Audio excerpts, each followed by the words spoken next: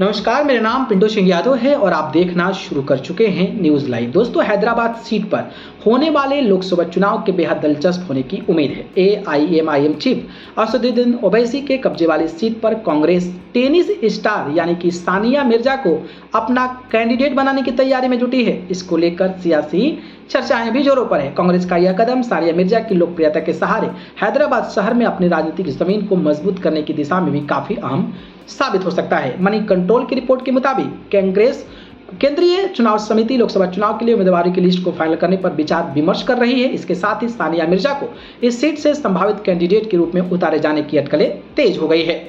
अजहरुद्दीन के सानिया मिर्जा के परिवार से गहरे संबंध रहे हैं। कांग्रेस पार्टी के सूत्र बताते हैं कि पूर्व भारतीय क्रिकेट कप्तान मोहम्मद अजहरुद्दीन ने सानिया मिर्जा की उम्मीदवारी के प्रस्ताव का समर्थन किया है। अजहरुद्दीन ने के सानिया मिर्जा के परिवार के साथ घनिष्ठ पारिवारिक संबंध है। उन्होंने 2019 में अपने बेटे मोहम्मद असदुद्दीन की शादी सानिया की बहन अनम मिर्जा से की थी। दोनों परिवारों के बीच घनिष्ठ संबंधों का फायदा कांग्रेस पार्टी को उठाने की तैयारी में है।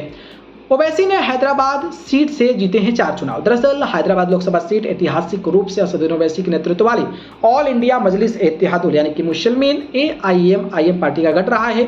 समृद्ध सांस्कृतिक विरासत के रूप में हैदराबाद सीट को जाना जाता है। असदुद्दीन ओवैसी ने इस सीट से पहला लोकसभा चुनाव 2004 में जीता था और उसके बाद से ओवैसी इस सीट से लगातार 4 बार चुनाव जीतते आ रहे हैं।